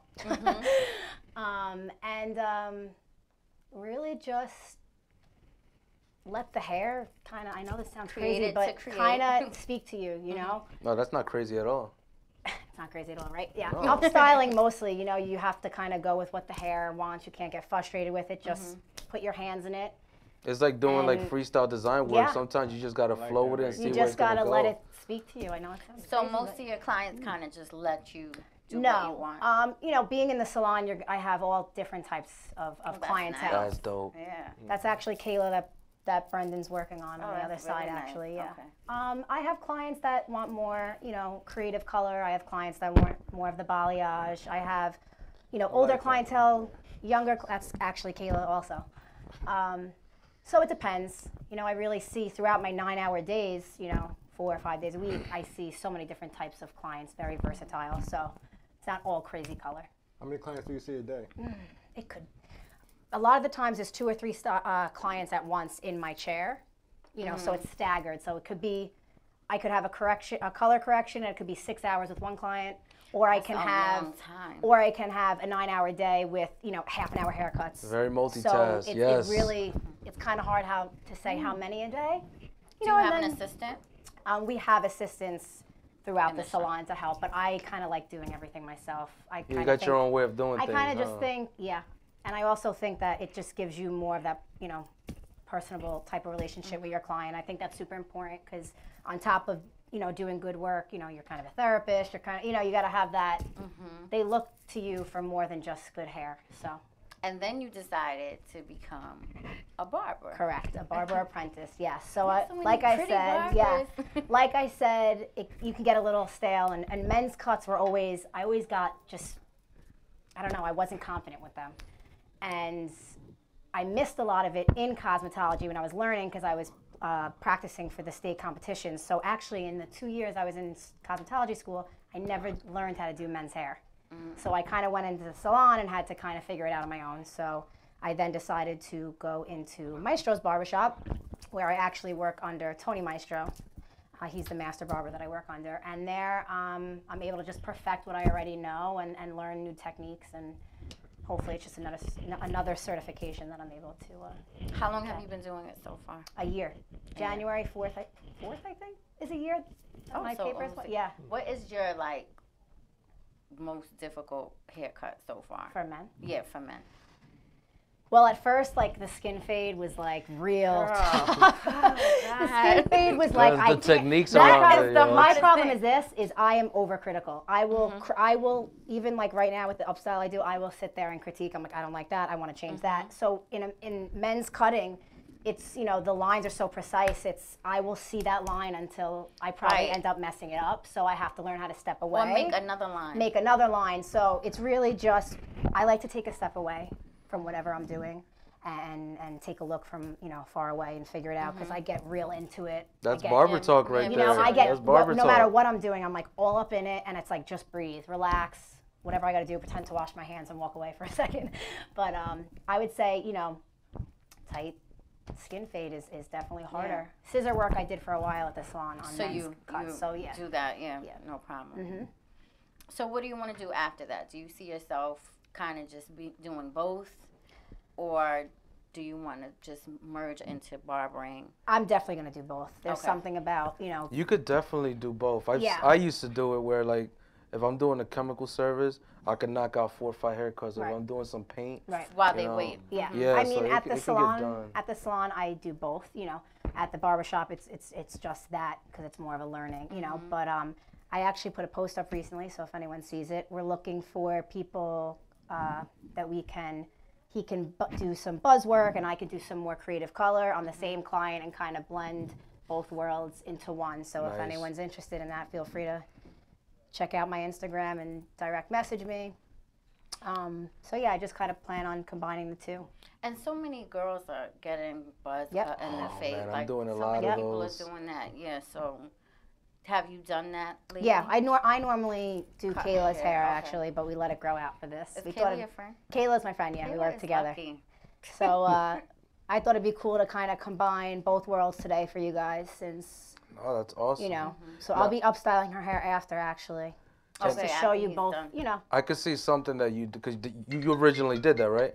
Like I you haven't shaved done it. her hair in. I can't even tell you the Well, last when time I'm I buzzed talking it. about like when this, you see how it's buzzed? Yeah. You originally did that? Originally, she's had it buzzed for years. Oh, okay. So no, but just lately I've been. Because one thing I noticed a lot when like a lot of barbers are trying to do it now, they're just going in with it without parting the hair, and Yeah. it looks really Yeah, uneven. and then after Yeah, it's you have to cut, have a clean line. That yeah. looks very clean. Mhm. And I learned that from working at a salon, to be honest, because I used to do it. Yeah. I'm guilty. So Have you been cutting a lot of females' hair? As well? I've been doing a lot of undercuts. Yeah. That's big now. It's even in the winter. It's crazy. Yeah. You know, especially the ones that don't care. Like Right, her, she she could doesn't- rock it, she but then doesn't there's care. I like do how is designs it on gonna her. like in the summer? I advise girls to Yeah. get undercuts because Yeah. this part right here Sweat. is sweat. So Yeah. once that's shaved off, That's it. I tell girls that as soon as you hit an AC in the summer, That's anything, you're gonna feel that breeze, and you're gonna be like, Yep. whoa, you know, like you in an Herbal Essence commercial. But Do you see yourself owning your own salon at some point? It's a lot of responsibility, a lot of extra work. My main thing right now, you know, and maybe in the 2 years coming, I'd say, is really just getting everything mastered that I possibly can, as much knowledge as I can.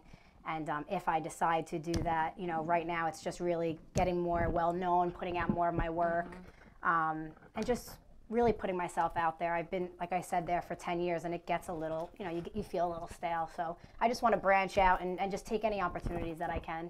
So that's really my main focus right now. when you're doing men's hair, let's say, because you're doing the skin phase now, Yeah. right? All right. Yeah. What do you what's your preference on the tools? Okay, so I use the cordless most of the time. I get all just jammed up with the wires. I just want to do the hair, focus on that, and not where my wires are. And what's your go-to clipper? I use the Magic Clip? Magic Clip, yeah. Yep, I use that one. And then as far as, I use the T-outliner as my trimmer. But that one is just, I mean, there's no cord. I get How it. do you get better than that? How long did it take you? Because I'm like just starting, so it takes me a minute to get that line out. So when you first started, like. Okay, so again, I was doing it prior to when I started the apprenticeship. But when I did start the apprenticeship, it was just realizing how to use your tool. I think mostly, you know, I was so confused with open and close on my buzzer in the beginning that I was open, close, and I had like, you know, I had like holes missing. I'm like, what is going on, you know? So I think it's really becoming familiar with the amount of pressure you apply on the head, how to use the, you know, the open and close, and just which, you know, clips to use, and, you know, realizing that, I mean, when I use a 1.5 to a 2, when I have a 1 to a 2 and I open the clip, that it's a big jump from the 1.5 to the 2, or one open and the 2. So it's really just getting used to the tools, and that's where you create the extra line. So I think it's just practice. Perfect practice makes perfect. One thing I highly suggest is like when you work on your fading techniques, do you just are you just on guards right now, or do you do like a little clipper over comb, shear over comb? I'll do that if I am maybe merging into like longer hair on top. I'll incorporate my scissor, you know, what I know with that. But I prefer to use the clips. I'm not closed-minded to not, but definitely, Okay. yeah. No, I'm just I'm just asking because everyone cuts different. You know, being in the salon, I didn't really use the clips. So now that I'm in the barbershop, I kind of want to master that way of doing it, and then being able to incorporate both worlds to create something different, you know. So I'm just trying to master both. Yeah, you. Yeah. I'm like a perfectionist. Going on here, people, gray hair talk. But and then, like one thing I would suggest, like you ever got into a position where, like you said, you walk away, right? Yeah, I'll walk away. You walk away. You ever got into a position where you saw something there and you're like, I can't take it out? Yeah. One thing I highly suggest is you ever messed with a barber comb that it goes from like small to big? Yeah. Yep. Do that start with on the clip small over. side. Yep. Not even clipper, just start with your thinning shears. Right. And go up with it. Yep. And then if you see it's starting to get lighter, but you see that bulk, then you use just shear. Yeah. You know, you But could is use that clipper. with every texture? Because You can. Yeah. Can. I've done it Thin with and shears all types. All types. I know there's people that'll tell you don't ever cut short hair. I did it. It worked. So You just gotta be, you know. you just gotta be careful. Careful with the thinning That's shear. when you start getting more into detailing. But now, is like what's your favorite guard system? So you use magic clips, right? Yeah.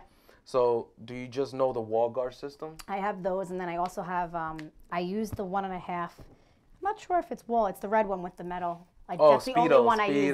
That's the only one I use. I love those, like, man. the metal gets in the way. I get all like. The Speedos. Yeah, so I will use that one. I don't know what the exact number is on it, but it's equivalent. They to go the by 1.5, like that white one on the 0, wall. 0A, Yeah. 1, 1A. Because the 1.5 on the wall, it falls off the sides on the magic. It falls right off, and then you get spacey. That's why you got to get the premium Yeah. guards. They clip right on. They're the best Is that guards. the magnet ones? No. Oh. They're they have a harder plastic, so it's Okay. actually when you're cutting, it's smooth. It goes It's in there, smooth, yeah. and I'll look into they that. have a metal thing that attaches to the blade that doesn't get stuck, and it stays on. So. Oh, Oh, yeah. look, so- yeah. My man. My man. Oh, okay. I still though. Yeah, because I want to repeat his name. EBBITTS. Look, he's trying to talk.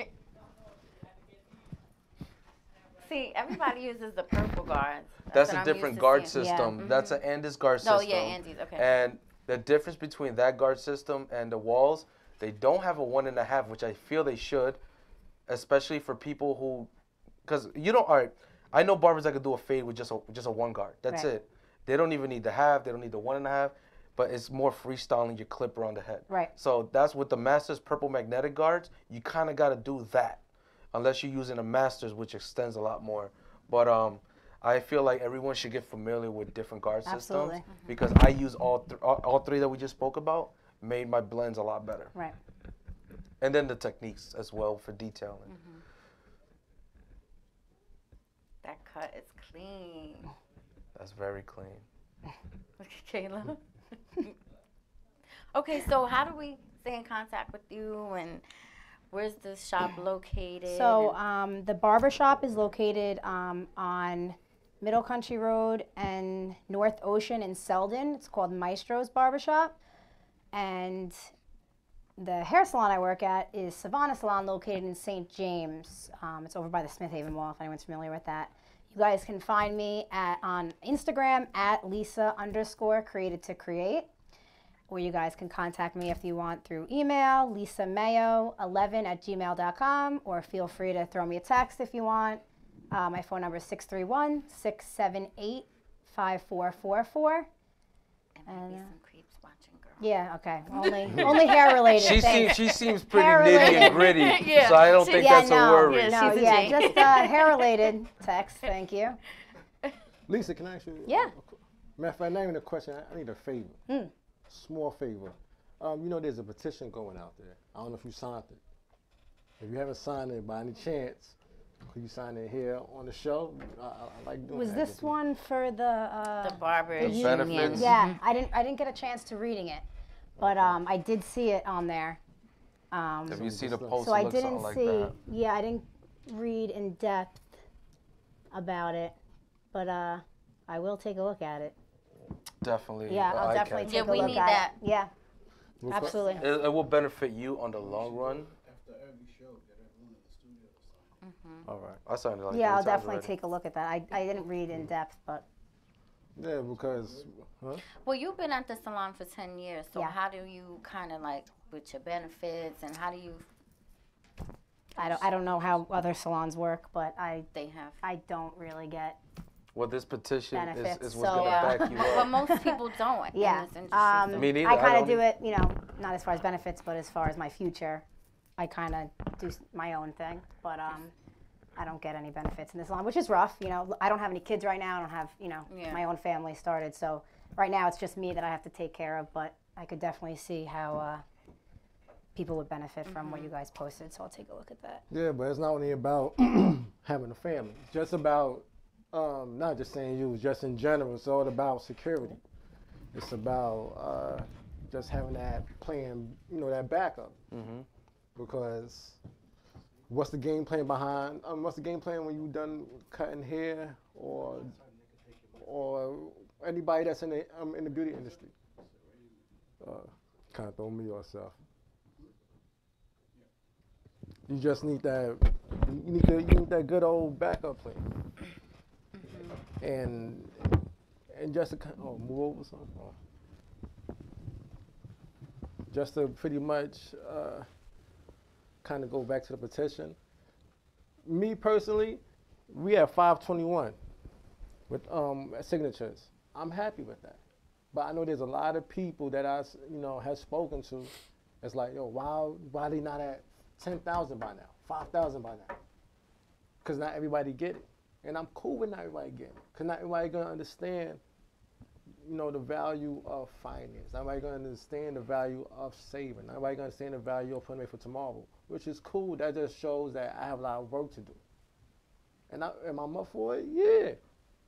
What I got to lose? Change don't happen. Everything stays the same. People still spinning records. So why not take that chance and just see if I could change this up, break the chains a little. It's a long chain. Maybe if I could break a couple links, let's see what happens. So from the next few weeks, you will hear me drop stuff about elephant in the room. Because what's the elephant in the room in the hair industry? Taxes. And the now, nonsense over wealth. People so caught up in just the now. Forgot. It's tomorrow too. I understand, that, people might feel, oh, I'm all right. Tomorrow's going, I could do it tomorrow. What happens when you keep putting off tomorrow? Tomorrow becomes next week. Next week becomes 2 weeks. 2 weeks become next month. Next month becomes 3 months. 3 months becomes 6, etc. Next thing you know, you're 65. All your friends about to retire, but what are you about to do? Keep working. Why? Because you wasn't prepared. You got to keep working.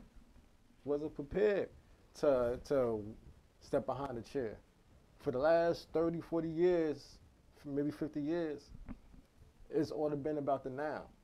Always thinking about looking good for this event, that event. Making sure your kids look good for each event. For what? Just to let people know that you look good. So you don't work hard for all these hours to go to an event just so somebody could say you look nice.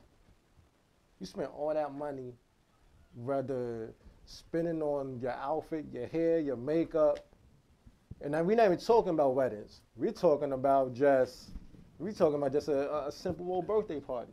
That's not even your birthday. That's probably your friend's birthday. You don't went the extra mile. Yeah, you don't went the extra mile to look good. So now you're broke. So you look more than what you have in your pocket. Do that make any sense? You don't hustle all these hours in the shop just to go broke. Where's the logic at? Makes a lot of sense. Where's the logic? Like, you done cut 20 people in one day just to go give it to somebody else. Not even pay a bill. You just help make somebody else rich. You just help feed somebody else's family. Matter of fact, while you spending, guess what they doing? On a little island somewhere, having a barbecue, having somebody else grilling on the beach. But you in the cold looking dumb and cute. Dumb and cute, that's what you're looking like. We're not gonna sugarcoat it, you looking dumb and cute. Like, why this guy who you just spent all this money on is on the island somewhere, drinking top notch. Matter of fact, the champagne they drinking probably costs more than your outfit. And you think you doing something nice, looking at a party with a red cup. No, you look stupid. Somebody gotta tell you look stupid. You look stupid working hard, giving somebody else your money, and not having nothing to show for it. You look dumb when where your whole wardrobe costs more than the money that's in your bank account. It's good to look good. I'm not saying you don't, but you got to balance it. You got to balance between the spending and the saving. You have to now. Thank you. So salute to that, brother. Salute to Man, you sound like somebody died. that. That was deep.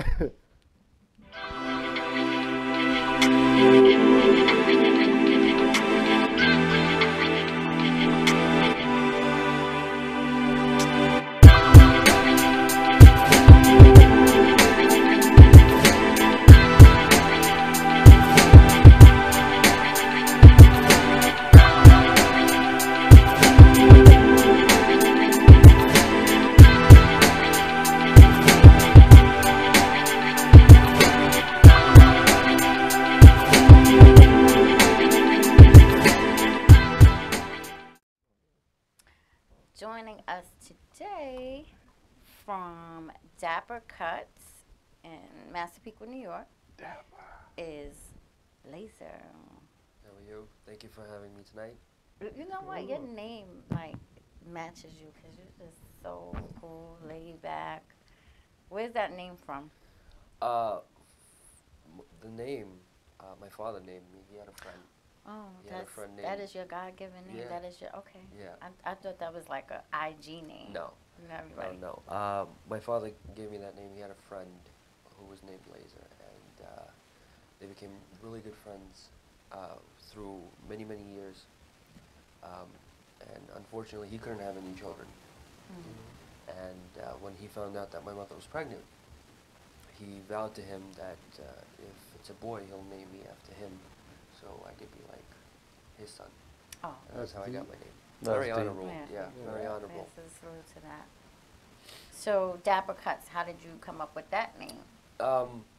So I had my first shop in Brooklyn, and it wasn't named Dapper Cuts. So salute to Brooklyn. Yeah.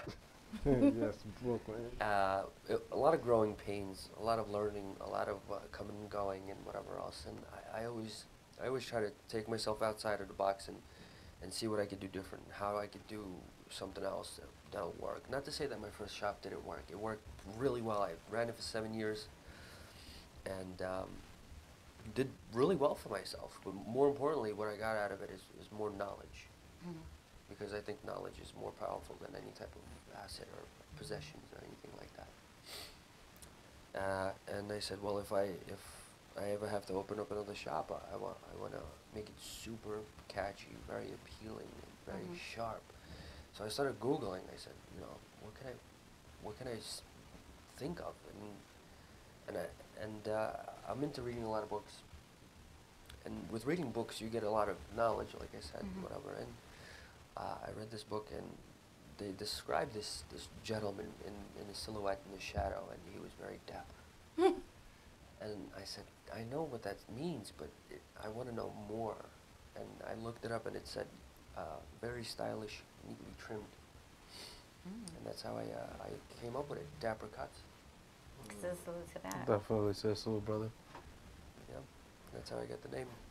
So what do you guys offer? Is it a typical barbershop, or do you offer grooming services? Like they're doing the facials now. They're going back to the hot towels now. What does Dapper Cuts offer? Okay, well, initially what I tried to introduce Long Islanders to, being that I'm from the city, and I worked in Manhattan, I worked in Brooklyn, I worked in Queens. I try, and I think I'm doing okay. I try to introduce Manhattan quality service to Long Islanders. So when it comes down to, are we a traditional barbershop? When I hear traditional, I mean, yeah, if it was 50, 60 years ago, because everybody worked the same. Now it's kind of weird because you have shops that you come in, you pay $10, $15, and you get a $10, $15 haircut. There, you come in, first of all, the environment, I think, and I'm not just saying that because it's my shop, but the environment itself presents itself. It demands the craftsmanship of the industry. My barber chairs are original from 1950 to Cara Belmont, all cast metal, upholstered, re-chromed. Very expensive. I think I paid $7,000 per chair. And the black and white checkered floors, 2x2 tiles. and it's really vintage with a modern twist. So with that being said, you can't have a nice looking shop and give decent haircuts. So I said I want to do one better, and that's Manhattan Quality Services. So when you come in to Dapper Cuts, you automatically get a choice of getting either a wash before or after your haircut, right in the same seat, because I have plumbing and sinks on every station. Nice. Wow. And when you get a hot towel shave, it's an automatic facial in it. And you get So it's five. complimentary. Yeah, so you get 5 hot towels. You said 5? 5 hot towels. Ooh. 5 hot towels. We try to mimic what your face State reacts or- like after the shower or during the shower, super clean, because we're not only shaving you, we're exfoliating your skin, rejuvenating it, and we're taking a lot of preparation to make sure that you're super clean. And then after, when we're done, we turn you around and give you a wash, and we shampoo your hair and your face so you're super, super clean, and style you up, and then you're ready to go to wherever you need to go. So like I said, it's Manhattan Quality Service. in That's a Long Island. 5-star hot towel treatment that a lot of barbers don't know about. We did that in New Jersey. I commend you a lot, because a lot of people think, like, you know, they got the steam machines now. You know, a lot of people think they just put the steam on your face, put some shaving gel, and just shave you 14 strokes, is it? No. Yes, 14. And You got it. okay. But yeah, like, that's actually what a real hot towel service is. Yeah. You know, I haven't done that in years, and just thinking about everything you just said, it's like it brings me back. Yeah, before we even start to shave you, we just as it is, we put a hot towel on you and just start steaming your face, and then we start putting a cleanser and a scrub together and scrubbing your face. Put another hot towel, and then after that, we start to foam up the foam with a little shaving cream that we have to whip up. I'm not taking it out of the hot lather machine. We're whipping it up. We're putting pre-shave oil in there. We're putting beard lube so you're nice and soft, and then we're applying it. Then we're putting another hot towel. That's already 3 towels before you even get in the shave. Let me ask you a question. Sure. For this service right here, being you say Manhattan quality, are we going Manhattan prices or are we going Long Island prices? At the moment, I believe that we're very fair because I'm glad that it was a great question. I'm glad that you touched topics on that because, see, a lot of barbers, I believe, or a lot of people in business, I should say, they're in business for the Mike Tyson fight. You know what I mean? Mike Tyson used to come in, he used to give you those heavy hits and knock you out with those big prices and whatever else. At the moment, because my business is in its infancy, I've only been there for a year and a half, I believe that you have to give, and then take. So I'm introducing the people to what we do and how we do it. So I think it's very reasonable that we charge $20 at the moment for our shaves. Wow. At the moment. Whoa. For the shaves That's or for the shave.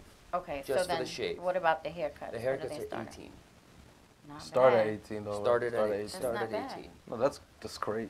Yes. So for the whole 5-star treatment for somebody. Well, there's a 5-star treatment which is called the Dapper Me Up Special. Okay, so tell me more about the Dapper Me The Up Dapper special. Me Up Special comes with a haircut, shave, facial, wax, nostrils, ears, blackheads, mud mask, wash, shampoo, massage, and a style, and it's $60.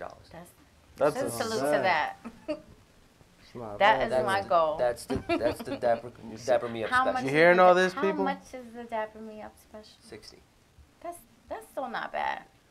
You know why I used say to charge that? appointments just for 60. Yeah, because people are paying that for just a haircut. You know, Well- just a haircut and beard, maybe some enhancements. So that's not bad. For Yeah, all no, of them. again, we enhancements are fine, but again, I want it to be the root of what barbering was like back in the days when I used to go as a kid, my father and his grandfather, and whatever the case may be. Like, you used to go in there and you didn't have to worry about a thing. Everybody used to go in there and get a haircut and shave like it was a regular. Nobody really wanted to shave themselves.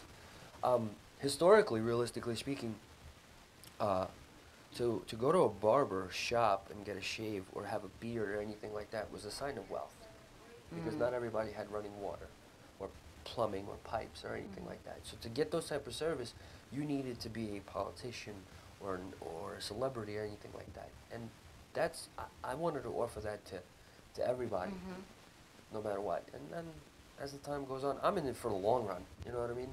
I'm not in it to make a lot of money quick. I'm there trying to retire old and happy. I'm staying there for 10, 15, Like 20 Dominic years. after 54 years of service. Yeah. Slow money better than no money. Yeah, slow money is better than no money. That is awesome. Right. How many barbers do you have right now? At the moment, very, very grateful. I have 4 chairs operating and 5 barbers. So that means I have barbers who transition from chair to chair because we need whatever help we can get. Okay. Yep. So it's me and my brother, and then I have an older gentleman, Shane, and then I have a young kid, Frank, and then I have another guy, Jerry. How did you choose the location? Did you decide, okay, you know what, I'm going to bring Manhattan service to Massapequa, or did it kind of just happen that way that it ended up here? Well, in transition before I came out to Long Island and sold my first shop in Brooklyn, I actually uprooted my family and moved to Arizona, thinking that maybe my life would be better, maybe I could open up shop there, and I stayed there for 15 months, and I was wrong. I didn't like it at all. My family didn't like it. We didn't have no help, so I came back. And when I came back, I told my wife, I said, I'm not going to work for nobody, because I can't. I'm going to open up shop and I'm going to give it my all. So in the transition of finding a location, I was actually negotiating with 3 different places. Massapequa Park being the first one, and then Bethpage was another, and then there was another place. And my wife's from Massapequa, and she said, well, Massapequa is one thing, but Massapequa Park is another. It's the village. It's the incorporated village, which means that it's a little more affluent. We got a little more money. So I parked my car for almost 2 months in different spots of where I wanted to open up, and I studied the neighborhood. There's literally a barbershop right down the block from me that's been there for 60 years, and they cut hair for $12. And I said, well, how do I open up shop and not be a competitor? And I studied the neighborhood. I walked into stores. I looked at the prices. I looked at the people. I even spoke to people, ate some pizza, you know, made friends, see what the neighborhood was like. And I said, well, I think I did my homework. I need to give them a little bit more quality and charge a little bit more, and people won't be upset. That's exactly how I envisioned it, and thankfully it worked out pretty well, very quick. So that, is the barbershop still there, or did you put them out of business? No, they're still there. Oh, I'm not in business. Okay. I'm not in business. I'm not in business to put anybody out of business. I'm in, if anything, I want to be more of an inspiration for others to do, or take something they have and you know, tweak it a little bit, and maybe it works for you. Again, we're a brother and sisterhood of business. You know, we really have to look out for one another. It's not where I was learning and everybody's like, oh, that's the competitor. The next barber next to you is your competitor. No, I believe like you have to divide and conquer. You know what I mean? You can't do it all on your own. You have to get a team and accomplish something together. And if you have, you know, a good backup or a good friend somewhere that can reach out for you, or a you good can wife. yeah, a great wife. That should have been a Salute topic. to all the wives. That should have been a topic today. To all the great wives of, you know, amazing men that's trying to strive to do amazing things. Yeah. That should have been. Yeah. What's crazy is because I want to discuss how we met. Well, this is us physically meeting for the first time, but I could imagine him walking up and down the street talking to people, because while he was in his shop in Massapequa, and I'm over here in Versailles, Connecticut, miles away, he called my shop phone, and we had a great conversation. And our conversation basically consisted of what he's saying now. You know, we talked a lot about. One thing I just noticed about this conversation, when you mentioned enhancements, he didn't down enhancements. He just has his own way of doing things. You know, so that shows you right there that he's not trying to put the next person out. He wants to divide and conquer and have like a unification amongst everybody. So I was really digging. I think we were talking for like over an hour, right? Yeah. We had a dope conversation for like over an hour, you know, until a client came in and ruined that. But whatever, ScissorSalute to you, because you would cheat. No, I'm just playing. But yeah, like I agree with everything he's saying, man. We're not in it to put the next man out. That person was there for 60 years. Let him stay another 60. You know, It's like me. I walk into. I'm from Paterson, New Jersey. There was a shop across the street, 3 down the street, probably 1 upstairs, 2 more that way, and we're talking about quarter-mile radius type. So at least and 10 we shops. we all made money. If you go to New York, the Bronx, everywhere, same thing. Barbershop on every corner. You don't have to compete. Like I remember, I used to see shops right next. They're touching Summer Street, Paterson, New Jersey. There's 2 shops they touch, and you see people coming in, and they're talking to each other. They're cool, but then they go to separate shops. Like that's how it should be. It's not about I'm better than you, or like that's the problem with the industry. Everybody's out to like think it's a competition. It's not a competition. It's this is what I hate about people who post and hate about other people's posts. Because I did tell Seth I was gonna touch on it a little bit. Stuff like that. Like people knocking people with enhancements, people knocking people who do certain cuts. Like stop the negativity. Worry about you and your cuts, and be unified amongst each other as brothers and sisters. Stop worrying about the next man. You see what he did. He studied neighborhoods. He walked in, opened up a successful shop, and he's here to stay, and he wants you to stay. He don't want you to go nowhere. What is better than that? Yeah. We're not corporate. We're real people. Right. So we got to treat each other like real people and humans and neighbors. If you want to keep thinking it's a competition, whoever you are out there, you're only competing against yourself, because I'm sure not competing against you. Yeah. I just want to compete against myself. That's it. I would never want to compete against my brother or sister here, my brother. I don't want to do that. I want to see everybody grow, because there's enough money for everybody. And it's not about the money. We have more power with the 3 of us than on their own. Because it's not about the money. It's not. But I do want to say there's enough money for everybody. Yep. There's enough money for everybody. I can't cut everybody. So I want to see barbers be able to do, accomplish those things without hate, Salute to that. Okay. Salute to that. Salute to my boy Chef dropping knowledge. Man, it's needed. It's needed, but what's his commercial rate?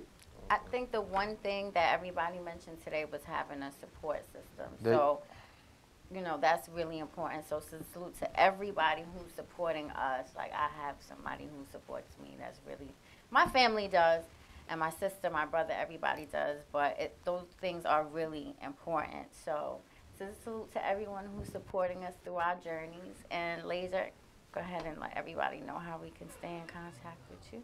Yes, you could follow us on Instagram. It's Dapper Cut 1040. And then on Facebook, it's Dapper Cuts Barbershop. I post daily. Everybody's got their phone in their hands, so if you ever need to reach out or any questions regarding what we do or how we do it, you could reach out.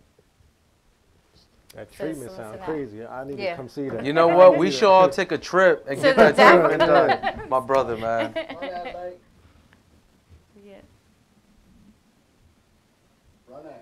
Artwork that was made by someone very talented. He is a barber, but he is also an artist. Inspired right here, this clipper, inspired by the FX 880. I thought that was so cool, and this is something that I don't think you can find. So it's very unique, and it's a clipper that I truly love and use every day. So I figured, why not purchase this this beautiful work of art? It's really nice when you can display it. You can pretty much display this anywhere, and it looks beautiful. It all depends on what value things have, and it's weird, as I start to collect artwork, some people are like, what are you, crazy, you paid that much for that? It all depends on how much it's worth to you. So I definitely recommend you check out this artist. His name is Nesto, Nesto, and that's 156 on Instagram. Check out all the stuff that he has. He can actually custom make things for you. Thank you for joining us on the ScissorSalute Show once again. ScissorSalute to all our guests, everybody who came, the models, the stylist Lisa. Wait, how do you say? I can't do that. Double T. Nah, just Brendan, just Evans. Oh, okay. You don't want to do. Okay, all right, cool. EBBMITTS. Right. Okay. And ScissorSalute to Eli. We miss you. Hope you make it next week. Yes, sir. All right. One more thing, 12 Days of Finance coming this Wednesday. 12 Days of Finance.